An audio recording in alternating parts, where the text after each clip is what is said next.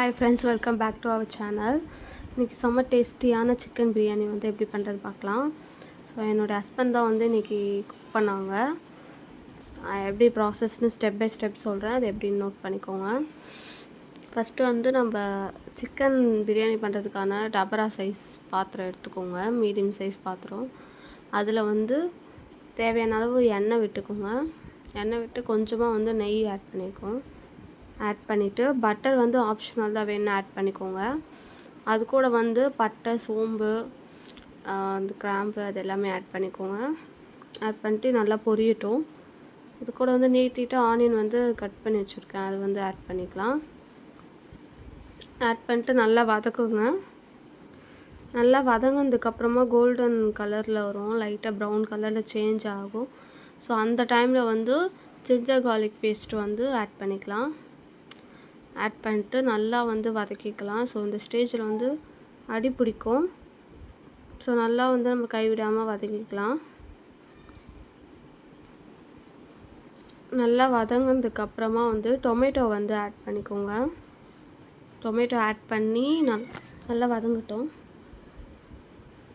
வதங்கினதுக்கப்புறமா வந்து mint leaf வந்து ஆட் பண்ணிக்கோங்க.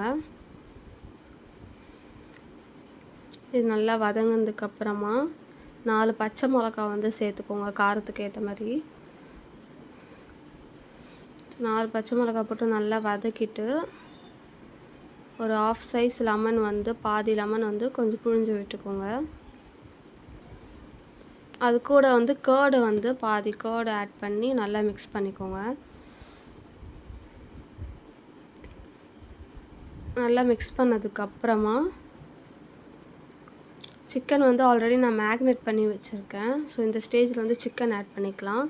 இது கூட வந்து சிக்கன் கூட வந்து கொஞ்சமாக curd and ginger garlic paste and salt போட்டு ஆல்ரெடி மேக்னேட் பண்ணி வச்சுருந்தேன், அதை இதில் ஆட் பண்ணிக்கலாம்.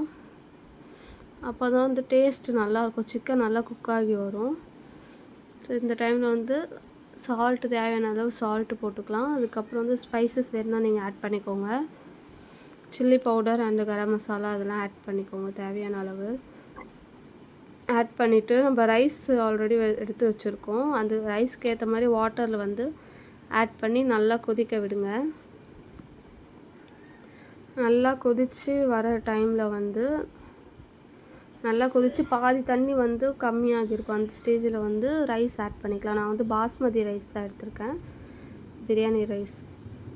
பாஸ்மதி பிரியாணி ரைஸ் எடுத்துருக்கேன். அதை வந்து ஆட் பண்ணிவிட்டு நல்லா கொதிச்சுக்கிட்டோம். நல்லா அதை க்ளோஸ் பண்ணிவிட்டு நல்லா கொதிக்க வைங்க.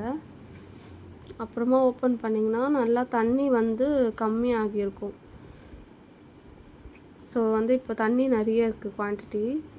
ஸோ நல்லா கொதித்து தண்ணி வந்து இன்னும் கம்மியாகணும். ஸோ இப்போ பார்த்தீங்கன்னாக்கா இப்போ வந்து தண்ணி நல்லாவே கம்மியாகிருக்கும். ஸோ நல்லா கொஞ்சமாக தான் இருக்குது. இந்த ஸ்டேஜில் வந்து நம்ம தம் போகிற ஸ்டேஜ் இது. 15 மினிட்ஸ் 10 to 15 மினிட்ஸ் வந்து தம் போட்டுக்கலாம். அதுக்கு முன்னாடி வந்து என்கிட்ட வந்து பன்னீர் இருந்தனால பன்னீர் வந்து நான் ஆட் பண்ணியிருக்கேன். லாஸ்ட்டாக ஃபைனலாக வந்து மின்ட் லீஃப் வந்து கொஞ்சம் எடுத்து வச்சுருந்தோம், அது லாஸ்ட்டாக வந்து ஆட் பண்ணிக்கலாம்.